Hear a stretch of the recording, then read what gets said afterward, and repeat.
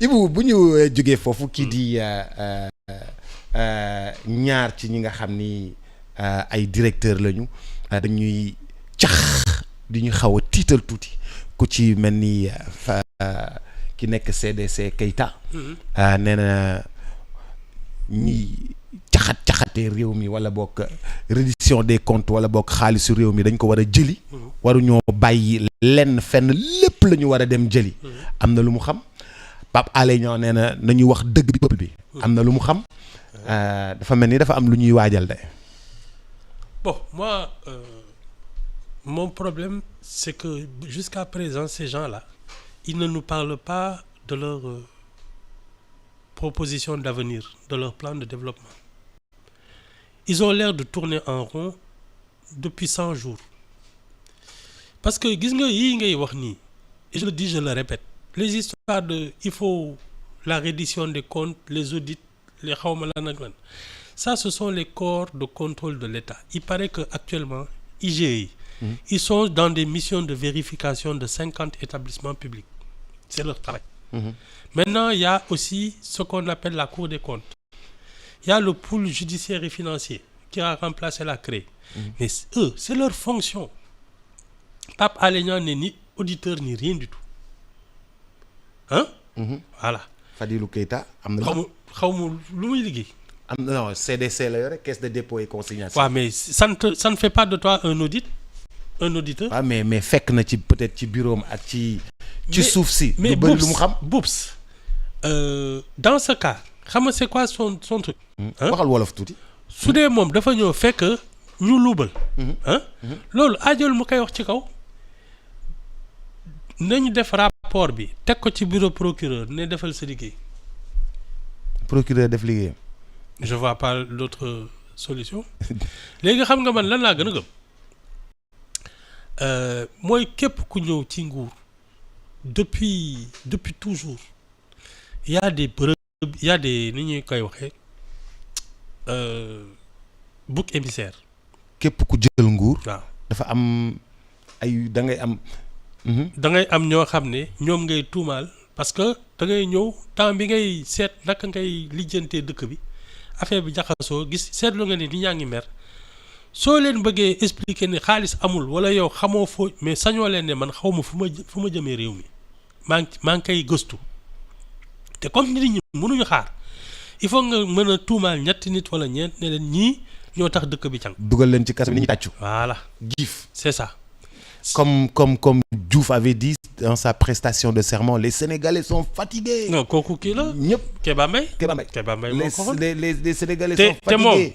te moom bi mu koy wax. xam nga Senghor a ngi toog. waaw xam nga 2 ou 3 mois auparavant. il y avait la nu mu tudd seen kiiw Cour suprême bi rentrée des causes et tribunaux. janoon ak Senghor musu ko ne les Sénégalais sont fatigués. 3 mois auparavant. Il y avait la rentrée des causes et tribunaux. Senghor a ngi janoog moom musu ko ne les Sénégalais sont fatigués. Non. C'est comme ça partout. Abdoulaye Wade bu mu ñëwee.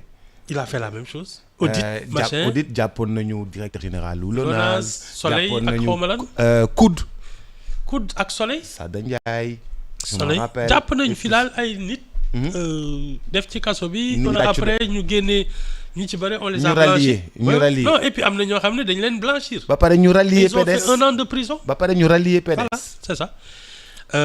Macky Sall a fait la même chose moom Karim Wade la ci jot a denc. donc ñii ils vont vers ça. ils vont vers trouver 2-3 boucs émissaires ne ñii ñoo lekk dëkk bi en attendant ñoom ñu ñuy wax fan lañ jëm réew mi. je trouve que c'est un peu facile. nu mu tudd Pape Alé. waaw il a une mission bien plus sérieuse que de parler comme ça dans le vent. RTS c'est une vraie machine industrie la à produire de l'information, à produire du savoir, de la culture, du divertissement. Relever le niveau de culture des Sénégalais, c'est sa mission. Def ay débat ay documentaire ak yooyu nga xam ne les Sénégalais là qui ne comprennent plus rien à rien commencé am tuuti culture. Voilà, c'est ça sa mission. pas de lancer des trucs en disant oui dëkk bi il faut ñu wax dëgg mais moom c'est lui qui tient la RTS. Il a les moyens de nous dire la vérité. De nous rendre plus intelligents. L'obscurantisme là, il a l'outil principal pour le combattre. Pour ñëpp yeew. Il n'a qu'à faire son travail, c'est tout. Mais gars, dafa mel dañuy cax de. Non, man, c'est comme ça. Hein. C'est comme ça, bon. Il y a des choses à venir. Dites-leur la vérité, dites au peuple la vérité. Ouais. Mais ça c'est Khalis amatu fi. Ouais. Ça, ñi ay sàcc la ñoo nekk, mais ça c'est vieux comme le monde. C'est pas trop facile. Hein? Mais c'est la chose la plus facile à faire. Au lieu de faire ton travail, c'est pas possible parce que ñi ñoo yàq dëkk bi. Mais ça tout le monde l'a fait. Régime bu ñëw remplacer beneen loolu lañ njëkk a wax man ba ma ñëw fekk dëkk bi toj.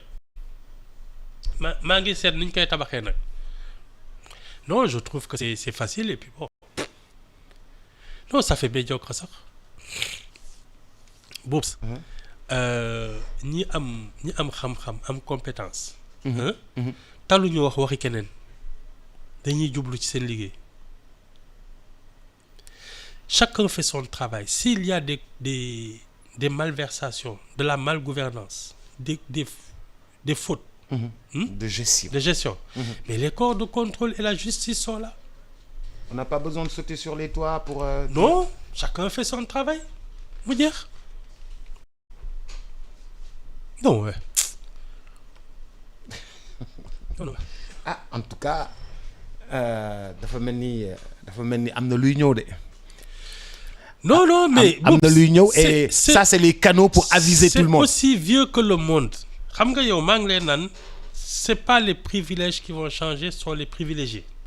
Oui. Il va y avoir de nouveaux riches, de nouveaux pauvres. Dans les nouveaux pauvres là, il va y en avoir nag yoo xam ne on va leur coller toutes sortes de motifs. Néew doole mooy tooñ. C'est comme ça. Hein. C'est la loi du genre te ñun on a cultivé ça maintenant. Xam nga on cultive la haine. Fii nii.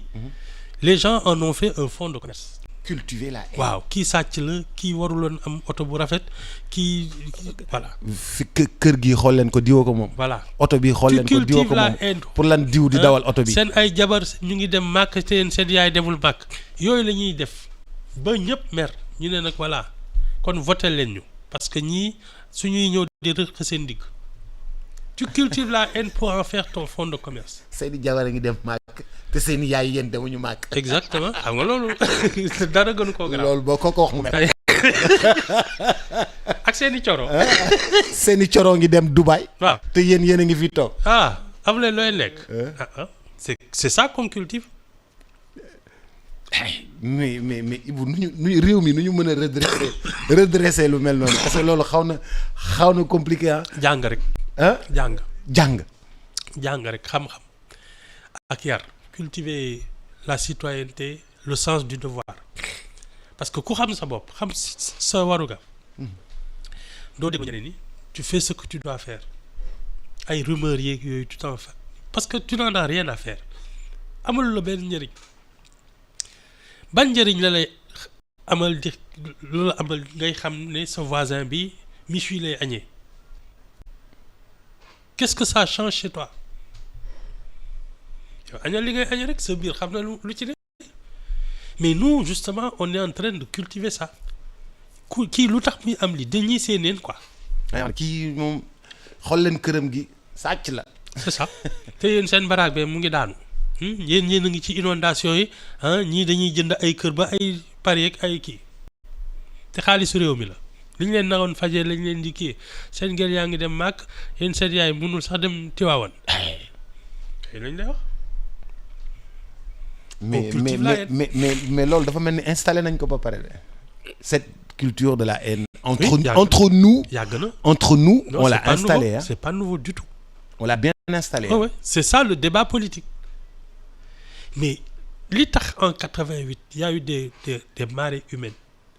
Il y a une campagne contre la famille de Diouf Wade ko lancé ñoom Serigne Ndiaye bu nag yooyu lu ne la leen waxal ay prête-noms la ñoo sàcc dëkk bi ratatata Wade Il a fait ça en 88. Ils ont fait des dossiers sur la famille de Diouf. Non, c'est pas nouveau du tout. Oh, ouais. Senghor, gars, il a son château en Normandie. Ah. Non, c'est pas nouveau du tout.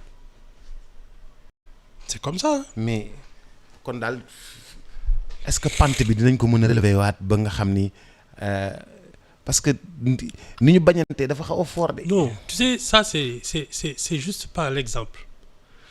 Quand tu arrives au pouvoir, que tu es compétent, que tu sais qu'il y a de vrais problèmes dans tous les domaines, que tu y réfléchis et que tu donnes des solutions. Boups, tu ne cultives pas la haine, tu cultives le travail. C'est pas la même chose. Nit ñi soo leen dugg ci li ñu war a dugg. Allez, on va aller dans lii foog naa Churchill moo waxoon aux Anglais là, je vous promets de la sueur et des larmes.